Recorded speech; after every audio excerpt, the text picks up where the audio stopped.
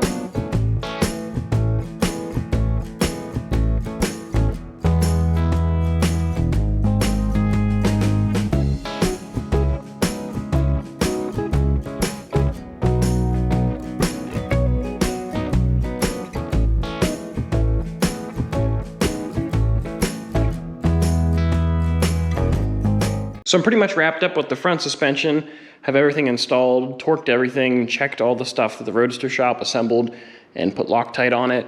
Really happy with the way that's coming together. I have some new shoes on this car.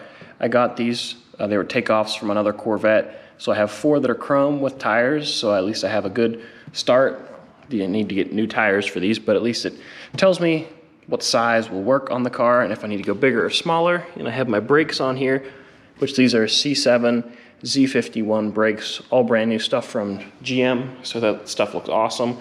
Got the engine mounts on, transmission mount, so that stuff's coming together nice. In the back, we're getting stuff started. I have the rear end in here, the cradle. We also painted the little Spec 7 badges red. That way it matches the red interior and the red stinger on the car.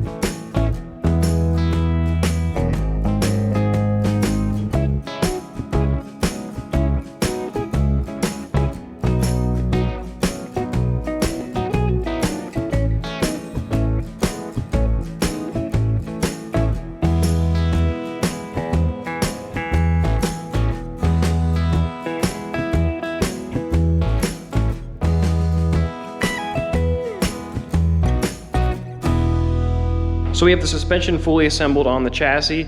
And this thing looks absolutely fantastic with these big wheels and tires back here. This thing is just a monster. It's gonna look like a steamroller cruising. But I'm really happy with these wheels. Everything fit up good. Accidentally put the sway bar on too low when I put the control arms on, so I have to pull that out, readjust that, and then right now I have rear steer capabilities because there's a part that's back ordered, but I ordered some used ones here, so that way if I need to use them for Carlisle, I can get those installed so I can actually drive the car. I need to get some proper bolts here for the rear end to the half shafts, and then other than that, the chassis is done, everything's torqued, brake lines are on. Gas tank is installed. Just need to make a gas line that goes from the tank to the engine. So now I think it's time to put the engine in. That way we know where to run the fuel line.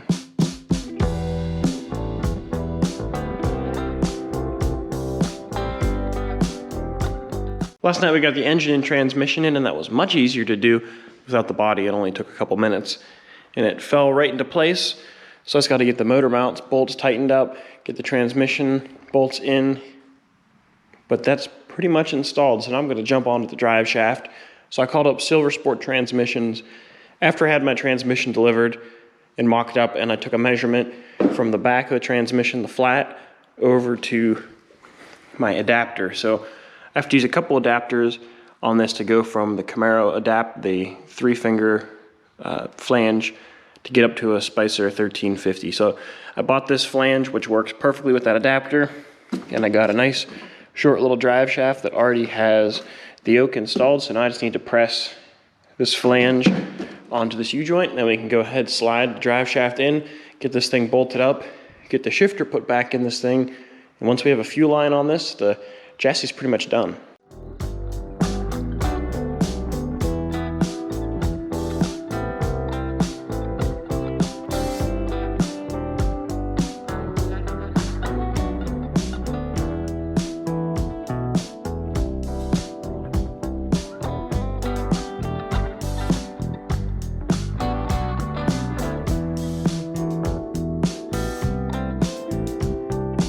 The chassis is really coming together. All the brakes are done, minus the line that goes from the caliper to the chassis. I have to get a couple of those. Drive shaft is in, torqued, got all the brakes on.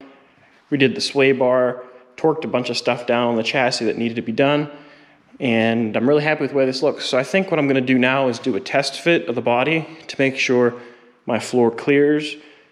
The wheels, everything looks good. Figure out what kind of additional trims I need to make, because this drive shaft actually goes a little bit uphill to get to the rear end. So I'm probably gonna have to trim my cover a little bit more, and I'm gonna have to raise this portion of the floor probably in this area to clear the drive shaft. It should hopefully be fine further up here, but back here it's definitely gonna need to be modified a little bit. So I wanna do a test fit of the body to make sure we're in the right ballpark, figure out where that tunnel piece needs to go, then I'll pull the body off, fiberglass that tunnel piece in, and then that'll be done. On the body side, I have everything pretty much bedlined under here that I'm gonna bedline. I need to do probably one more coat just to make it blend together a little better, but I'm pretty happy with the way it looks. And then once I'm happy with that and I make the fuel line, this thing can go on for good.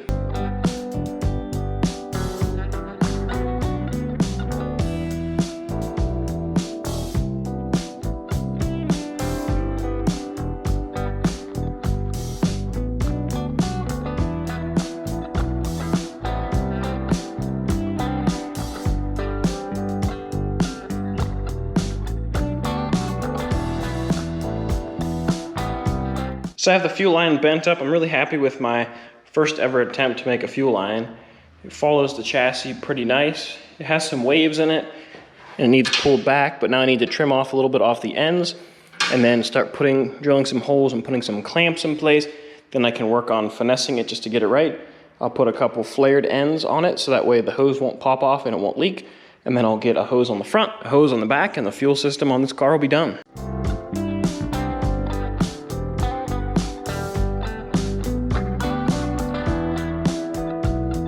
I've always wanted to get one of these. These things are pretty sweet. So you put your tubing inside the dies, you close it, put the pin in, and then you snug it up. You put it on operation 0, you pull the handle, and that levels your tubing. Then you go over to your operation 1, pull the handle, operation 2, pull the handle, pull it out, and then you have a nice flared piece.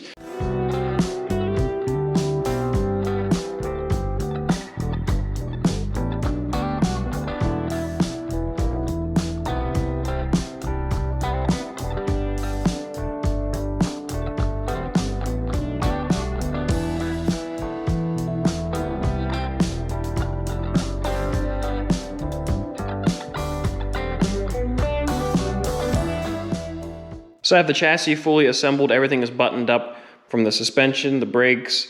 I have a rough alignment in it, engine, transmission are bolted in, drive shafts in, got the shifter in, everything is full of fluid, torqued to spec, have a rough alignment in the back as well. Got my used strut rods in, my new bolts, which they sent me ones that were the wrong thread pitch, so I got those in, gas tank in, fuel line run front to back, fuel line, soft fuel line going from the tank to the main line. So everything is ready, you just have to put on the body bushings, which I have here. Get all those body bushings on and then enjoy it while you still can, because all this beautifulness is going to get covered up. But that's going to do it for this video. If you enjoyed, please give it a thumbs up. Don't forget to subscribe. I have a lot of work to do. In the next video, you're going to see me get the body on this, and then we're going to start getting it plumbed and ready to fire. We're going to get the front end on it very quick, and then it should be ready to fire in the next couple weeks. So I got a lot of work to do, and I'll catch you guys later.